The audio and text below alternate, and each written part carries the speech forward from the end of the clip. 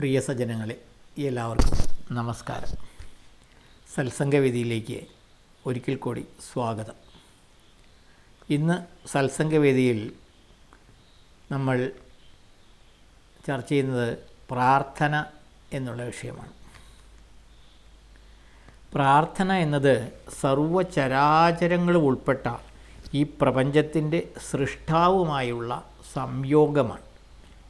ഈ ലോകത്തിൽ നാം കാണുന്ന എല്ലാ ജീവിത സൗകര്യങ്ങളും പ്രാണവായുവും ജലവും ഉൾപ്പെടെ ഒരുക്കിത്തന്ന് നമ്മുടെ എല്ലാ ആവശ്യങ്ങളും നിറവേറ്റി നമ്മുടെ ജീവൻ നിലനിർത്തുന്ന ആ ശക്തി, അത് മറ്റൊന്നുമല്ല ഈശ്വരൻ. ആ ശക്തിയോടുള്ള നന്ദി പ്രകാശനമാണ് പ്രാർത്ഥന എന്ന് പറയുന്നത്. നമുക്ക് കറണ്ട് ലഭിക്കുന്നതിന് നാം കറണ്ട് ചാർജ് കൃത്യമായി അടയ്ക്കണം.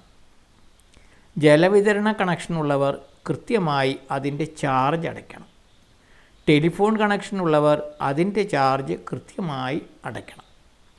എന്നാൽ കാലാകാലങ്ങളിൽ കൃത്യമായി വെയിലും മഴയും തന്ന് ഓരോ നിമിഷവും ശ്വസിക്കുവാനുള്ള പ്രാണവായു തന്ന് നമ്മെ പരിപാലിക്കുന്ന ആ പ്രപഞ്ച ശക്തിക്ക് നാം എന്ത് കരമാണ് കൊടുക്കുന്നത്? ആ കരമാണ് പ്രാർത്ഥന. പ്രാർത്ഥനയെ രണ്ടായി തിരിക്കാം. ഒന്ന് സ്തുതി, ഒന്ന് അപേക്ഷ.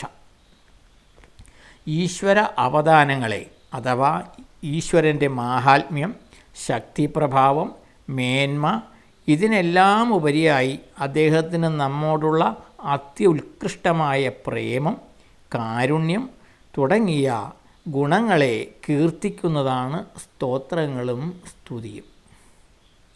മനുഷ്യൻ്റെ സുഖജീവിതത്തിനും നിലനിൽപ്പിനും വേണ്ട കാര്യങ്ങൾ നിറവേറ്റുന്നതിന് ഈശ്വരൻ കനിഞ്ഞരുളിയ പ്രകൃതി വിശേഷങ്ങളെ സ്മരിക്കുമ്പോൾ മനുഷ്യരുടെ ഹൃദയങ്ങളിൽ നിന്നും ആ സ്നേഹസാന്ദ്രമായ ആനന്ദത്തിൻ്റെ, നന്ദിയുടെ ഉറവകൾ പൊട്ടി ഒഴുകുന്നു. അവ രൂപം പൂണ്ടതാണ് സ്തുതികളും സ്തോത്രങ്ങളും. അവ സ്വമേധയാ ഹൃദയത്തിൽ നിന്നും ഒഴുകി വരുന്നവയാകണം, കൃത്രിമമാകരുത് സ്തുതികൾ. രണ്ടാമത്തേതാണ് അപേക്ഷകൾ. പ്രാർത്ഥന എന്ന വാക്കിൻ്റെ അർത്ഥം തന്നെ ഈശ്വരനോട് അപേക്ഷിക്കുക എന്നാണ്. നമ്മുടെ ശാരീരികമായതോ മാനസികമായതോ ആയ രക്ഷയ്ക്കോ ഉയർച്ചയ്ക്കോ വേണ്ടി നാം ഈശ്വര സഹായം തേടുന്നു. ഈശ്വരനോടല്ലാതെ ആരോടാണ് നാം അപേക്ഷിക്കുക? അദ്ദേഹമല്ലാതെ നമ്മെ ആരു സഹായിക്കാനാണ്? അതിനാൽ ഭക്തിയോടെയും വിശ്വാസത്തോടെയുമുള്ള അപേക്ഷയാണ് പ്രാർത്ഥന.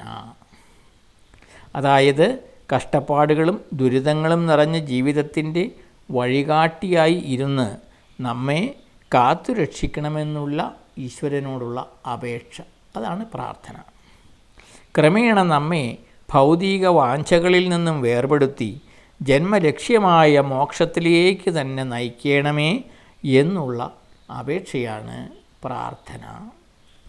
ആ ഹൃദയംഗമമായ ആത്മാർത്ഥമായ അപേക്ഷയ്ക്കാണ് പ്രാർത്ഥന എന്ന് പറയുന്നത്. അവ ഒന്ന് സ്തുതികൾ, ഭഗവാന്റെ അവദാനങ്ങളെ വാഴ്ത്തുന്നത്. രണ്ടാമത്തേത് നമ്മുടെ ആവശ്യങ്ങൾ, ആവലാതികൾ പറഞ്ഞുകൊണ്ടുള്ള അപേക്ഷ. ഇത് രണ്ടും പ്രാർത്ഥനയുടെ രണ്ട് ഭാവങ്ങളാണ്.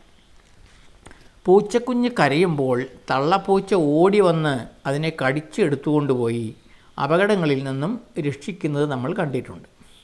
അതുപോലെ നമ്മളും ഈശ്വരനെ ഹൃദയവേദനയോടെ വിളിക്കുമ്പോൾ സകല ചരാചരങ്ങളുടെയും ജനനിയായ ഈശ്വരൻ വന്ന് രക്ഷിച്ച് നമ്മെ സാന്ത്വനിപ്പിക്കുന്നു. പക്ഷെ ഒന്നുണ്ട്, പ്രാർത്ഥന ആത്മാർത്ഥമായിരിക്കണം, ഭക്തിപൂർവമായിരിക്കണം. ഹൃദയത്തിൻ്റെ ആഴങ്ങളിൽ നിന്നാകണം പ്രാർത്ഥന വരേണ്ടത്. ഹസ്തിനപുരത്തിലെ രാജസദസ്സിൽ വച്ച് ദ്രൗപദി ഭക്തിപൂർവം വിളിച്ചപ്പോൾ ക്ഷണത്തിൽ തന്നെ കൃഷ്ണൻ പ്രത്യക്ഷപ്പെട്ട് അവരുടെ മാനം കാത്തു. വനാന്തരത്തിലെ കുളത്തിൽ മുതലയുടെ കടിയേറ്റ് ഗജേന്ദ്രൻ വിളിച്ചപ്പോൾ രക്ഷിക്കാൻ ഭഗവാൻ ഓടിയെത്തി. ശബരി ഹൃദയപൂർവ്വം പ്രാർത്ഥിച്ചപ്പോൾ ദണ്ഡകാരണ്യത്തിലെ പുൽക്കുടിലെത്തി രാമൻ അവർക്ക് ദർശനവും മോക്ഷവും നൽകി. ഹൃദയത്തിൻ്റെ അടിത്തട്ടിൽ നിന്നും ഉയരുന്ന പ്രാർത്ഥന ഭഗവാൻ തീർച്ചയായും കേൾക്കും. ശരീരത്തിൻ്റെ ആരോഗ്യത്തിന് ആഹാരം എത്രമാത്രം ആവശ്യമാണോ അത്ര കണ്ട് മനസ്സിൻ്റെയും ആത്മാവിൻ്റെയും ആരോഗ്യത്തിന് പ്രാർത്ഥനയും ആവശ്യമാണ്. ഭൗതിക ദേഹത്തിൻ്റെ സുഖത്തിനും ആരോഗ്യത്തിനും പോലും പ്രാർത്ഥന വളരെ ഉപകാരപ്രദമാണ്. പ്രാർത്ഥന നാം കഴിക്കുന്ന ആഹാരത്തെ ശുദ്ധവും പവിത്രവുമാക്കി തീർക്കുന്നു. അതുകൊണ്ടാണ് ഭക്ഷണം കഴിക്കുന്നതിന് മുൻപ് പ്രാർത്ഥിക്കണം എന്ന് പറയുന്നത്. ഈശ്വര സ്മരണയോടും പ്രാർത്ഥനയോടും കൂടി ചെയ്യുന്ന കർമ്മങ്ങൾ നിർമ്മലവും ദിവ്യവുമായ ഈശ്വര പൂജയായി മാറുന്നു. പൊതുചടങ്ങുകൾ സാധാരണ ഈശ്വര പ്രാർത്ഥനയോടുകൂടി തുടങ്ങുന്നത് അതുകൊണ്ടാണ്. പണ്ട് മുതലേ ഉള്ള ഒരു ചടങ്ങാണത്. പ്രാർത്ഥനകളും കീർത്തനങ്ങളും മനസ്സിനെ ഉണർത്തി ബുദ്ധിയെ പ്രകാശിപ്പിച്ച് ഇന്ദ്രിയങ്ങളെ ശുദ്ധീകരിച്ച് ചിത്തശുദ്ധി വരുത്തി ആത്മബോധത്തെ ഈശ്വരനിൽ ഉറച്ചു നിർത്തുന്നു. മനസ്സിനും ആത്മാവിനുമുള്ള സർവ്വരോഗ സംഹാരിയാണ് പ്രാർത്ഥന. ഭൗതികമായ ആവശ്യങ്ങൾക്ക് വേണ്ടി പ്രാർത്ഥിക്കുന്നതിനേക്കാൾ ഉത്തമം ഈശ്വര കൃപയ്ക്ക് വേണ്ടി പ്രാർത്ഥിക്കുന്നതാണ്. ഈശ്വര കൃപ ലഭിച്ചാൽ നമുക്ക് അർഹതപ്പെട്ടത് എന്തോ അതെല്ലാം തനിയേ വന്നു ചേരും. അതിനുവേണ്ടി പ്രത്യേകം അപേക്ഷിക്കേണ്ട ആവശ്യമേയില്ല.